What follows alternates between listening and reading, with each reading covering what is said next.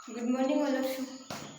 तो आज हम स्टार्ट करते हैं कल के आगे से। कल क्या पढ़ा था कि उसके अंदर जो बैक्टीरिया थे। अब बैक्टीरिया किसके अंतर्गत आते हैं? मोनेरा जगत के अंतर्गत। तो हमने बैक्टीरिया के बारे में पढ़ लिया था। बैक्टीरिया 4 प्रकार के होते हैं, कोकस, बैसिलस, विब्रियो और स्पाइरुलम। ओके, तो आज हम पढ़ते हैं मोनेरा जगत में जो पोषण होता है उसके बारे में। तो हम बैक्टीरिया के बारे में पढ़ रहे थे, तो हम सबसे पहले बैक्टीरिया में पोषण पढ़ते हैं। बैक्टीरिया में पोषण यानी कि जीवाणुओं में पोषण। अब पोषण कितने प्रकार का होता है? पोषण 3 प्रकार का होता है, स्वपोषी, परपोषी और सहजीवी।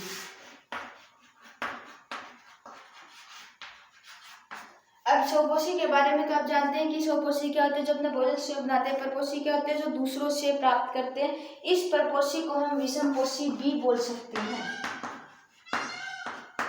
विषमपोषी। और सहजीवी क्या होती है कि एक जीव दूसरे जीव के साथ कार्य करता है। एक जीव दूसरे जीव के साथ संबंध बना के रहते हैं, संबंध बनाकर रहते हैं। मतलब क्या है कि एक जो दोनों जीव हैं वो एक दूसरे को लाभ पहुंचाएंगे। अगर एक खाना बना रहा है तो वह दूसरे उसको पोषण प्राप्त करेगा। यानी जैसे कि आपने देखा होगा कि राइजोबियम, अब राइजोबियम जो भी हमारे दलीय पादप होते हैं उनके अंदर उनकी जड़ होती है, उसमें गांठ के रूप में पाया जाता है। वो नाइट्रोजन का स्थिरीकरण करता है और नाइट्रोजन का स्थिरीकरण करके वो पादपों को नाइट्रोजन प्रदान करता है और जो पादप होते हैं उनसे वो अपना भोजन प्राप्त करता है। तो इस प्रकार उनके बीच सहजीवी संबंध पाया जाता है। अब सबसे पहले पढ़ते हैं स्वपोषी जीवाणु। वो क्या होते हैं कि अपना भोजन वो स्वयं बनाते हैं। तो सबसे पहले बात करते हैं स्वपोषी के बारे में। सबसे पहले क्या आता है? स्वपोषी। स्वपोषी क्या होते हैं? ये अपना भोजन स्वयं बनाते हैं। स्वयं बनाने का क्या मतलब है कि रसायन संश्लेषी भी हो सकते हैं और प्रकाश संश्लेषी भी हो सकते हैं। जैसे कि CO2 प्लस में H2O।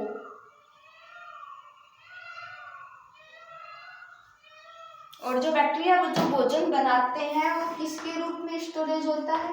कार्बोहाइड्रेट के रूप में। ठीक है। अब स्वपोषी जो अपना भोजन स्वयं बनाते हैं। अब क्या है कि ऊर्जा के स्रोत के आधार पर 2 प्रकार के होते हैं। अब ऊर्जा किन से लेंगे? ऊर्जा का स्रोत कैसा होगा? ऊर्जा के स्रोत के आधार पर ये 2 प्रकार के होंगे। आई होप आप सभी को समझ में आ रहा होगा क्योंकि मैं इतनी तेज नहीं पढ़ा रही हूँ। ठीक है। तो क्या है कि ऊर्जा के स्रोत के आधार पर 2 प्रकार के कौन से हो गए? प्रकाश संश्लेषी यानी कि जो सूर्य के प्रकाश से करेंगे वो, और दूसरा क्या होगा? रसायन संश्लेषी।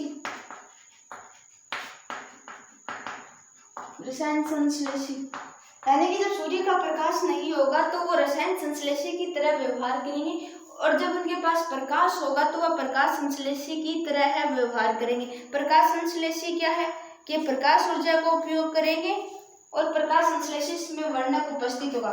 जब ये प्रकाश संश्लेषी है तो क्या करेंगे? प्रकाश ऊर्जा का उपयोग करेंगे। अब प्रकाश भी तो एक ऊर्जा है, प्रकाश ऊर्जा का उपयोग करेंगे। और जब प्रकाश ऊर्जा का उपयोग हम नहीं कर सकते, हम क्यों नहीं कर सकते? क्योंकि हमारे अंदर वो पिगमेंट नहीं पाए जाते, वो वर्णक नहीं पाए जाते जिनकी सहायता से प्रकाश संश्लेषण होता है। तो जिनके अंदर प्रकाश संश्लेषण वर्णक पाए जाते हैं केवल वही इस प्रकाश संश्लेषण का कार्य कर सकते हैं। जैसे कि पौधे होते हैं, पौधों में क्लोरोफिल पाया जाता है, इसलिए वो प्रकाश संश्लेषण कर सकते हैं, हम नहीं कर सकते ना। तो क्या है कि प्रकाश ऊर्जा का उपयोग करेंगे और इसमें प्रकाश वर्णक उपस्थित होता है। प्रकाश वर्णक उपस्थित होता है। प्रकाश वर्णक समझ में आ गया ना कि जो सूर्य के प्रकाश को ग्रहण करके उसको हमारी यांत्रिक ऊर्जा में बदल दे, उस प्रकाश ऊर्जा को यांत्रिक ऊर्जा में चेंज कर दे। और जो रसायन संश्लेषी होते हैं वो क्या होते हैं, रसायन ऊर्जा का उपयोग करेंगे और उसमें रसायन संश्लेषण के लिए जो पदार्थ होते हैं उसमें वो पाए जाएंगे। लेकिन ध्यान रखना, जो जीव रसायन संश्लेषी होते हैं उसमें प्रकाश वर्णक का तो कोई काम ही नहीं होता, तो उसमें प्रकाश वर्णक उपस्थित नहीं होगा। तो क्या इसमें ये रसायन ऊर्जा का उपयोग करेंगे, रसायन ऊर्जा का उपयोग करेंगे और इसमें प्रकाश वर्णक अनुपस्थित होता है, प्रकाश वर्णक अनुपस्थित होता है। ओके, तो ये हो गया। जैसे कि अभी उदाहरण अब पूछा जाए कि प्रकाश संश्लेषण कौन करता है, तो प्रकाश संश्लेषण कौन करेगा, क्लोरोबियम। एक जीवाणु का नाम होता है, कहाँ से रखा गया मुझे भी नहीं मालूम, अब वैज्ञानिकों ने रखा है, उनकी मर्जी। अब दूसरे क्या है कि रसायन संश्लेषी, ये कौन से होते हैं, नाइट्रिकारी जीवाणु। रसायन संश्लेषी में कौन आते हैं, नाइट्रिकारी जीवाणु, नाइट्रिकारी जीवाणु, जैसे कि नाइट्रोसोमोनास, नाइट्रोकोकस। अब सुना होगा ना नाइट्रोसोमोनास, नाइट्रोकोकस। रसायन संश्लेषी जीवाणु पोषण चक्र में महत्वपूर्ण भूमिका निभाते हैं। पोषण चक्र में जैसे कि आपने देखा होगा कि एक पदार्थ से दूसरा पदार्थ बनता है, तो उस प्रकाश संश्लेषी तो अपना काम कर लेते हैं, लेकिन जो रसायन संश्लेषी होते हैं वो रसायनों का संश्लेषण करते हैं। तो जो रसायनों का संश्लेषण करते हैं, कार्बनिक पदार्थों का संश्लेषण करते हैं, तो पोषण में का जो चक्र चल रहा होता है इस ब्रह्मांड में, ये उसमें सहायक होते हैं। तो हम ये बात कह सकते हैं कि जो रसायन संश्लेषी होते हैं वो पोषण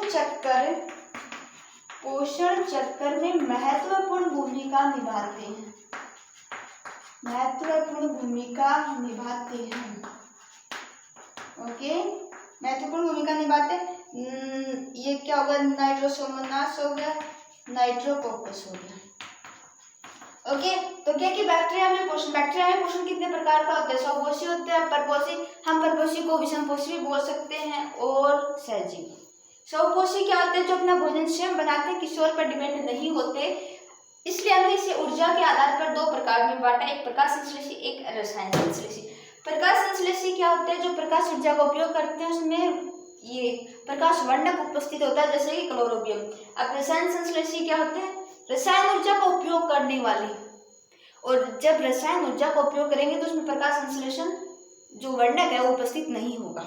और जब वो रसायनों का उपयोग कर रहे हैं, यानी कि वो जो ब्रह्मांड में पोषण चक्र चल रहा है उसमें बहुत महत्वपूर्ण भूमिका निभा रहे हैं। उदाहरण के लिए जो नाइट्रिकारी जीवाणु होते हैं वो, जैसे नाइट्रोसोमोनास, नाइट्रोकोकस। ओके, अब नेक्स्ट क्या है, परपोषी, यानी कि जो मर्द जीवों से, सड़े गले पदार्थों से अपना भोजन प्राप्त करते हैं। परपोषी यानी कि परपोषी दूसरों से अपना भोजन प्राप्त करते हैं। अब वो परपोषी कैसा हो सकता है, उसके अंदर रह के भी भोजन प्राप्त कर सकता है, उसके शरीर के बाहर से भी प्राप्त कर सकता है।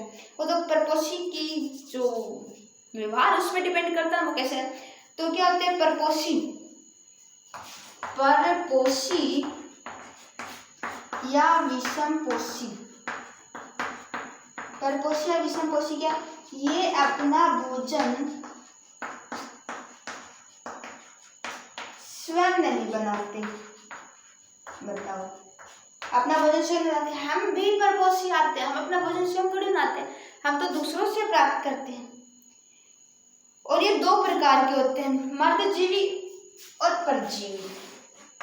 पैरासाइट बोलते हैं ना जिनको, परजीवी को मृतजीवी और परजीवी, पैरासाइट, जो कि दूसरों से अपना भोजन प्राप्त करते हैं। मर्दजीवी क्या होते हैं, जो मरे हुए सड़े गले पदार्थों से अपना भोजन प्राप्त करते हैं। परजीवी क्या होते हैं, किसी जीवित जीव से भोजन प्राप्त करते हैं। परजीवी यानी कि दूसरे जीव से भोजन प्राप्त करते हैं। मर्दजीवी यानी कि मर्द जीवों के ऊपर रहते हैं। तो क्या है, ये सड़े गले पदार्थों से सड़े गले पदार्थों से अपना भोजन प्राप्त करते हैं, अपना भोजन प्राप्त करते हैं। और परजीवी यानी कि दूसरे जीवों से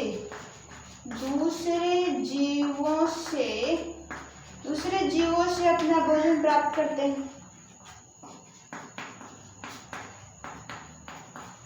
ओके, तो हो गया। परपक्षी क्या होते हैं? जो अपना भोजन नहीं बनाते। दो प्रकार के होते हैं, मृतजीवी, परजीवी। मृतजीवी जो मरे हुए पदार्थों से, मरे हुए जीवों से अपना पोषण प्राप्त करते हैं। परजीवी जो कि दूसरे जीवों से अपना पोषण प्राप्त करते हैं। अब बात करते हैं सहजीवी की। सहजीवी को मैंने बताया कि दोनों एक दूसरे के साथ सहजीवी संबंध बनाए रखते हैं। ठीक है, सहजीवी क्या है? एक जीव दूसरे जीव के साथ संबंध बनाए रखते हैं, संबंध बना के रखते हैं। जैसे कि नाइट्रोजन का स्थिरीकरण करने वाले नाइट्रोजन स्थिरीकारी जीवाणु राइजोबियम,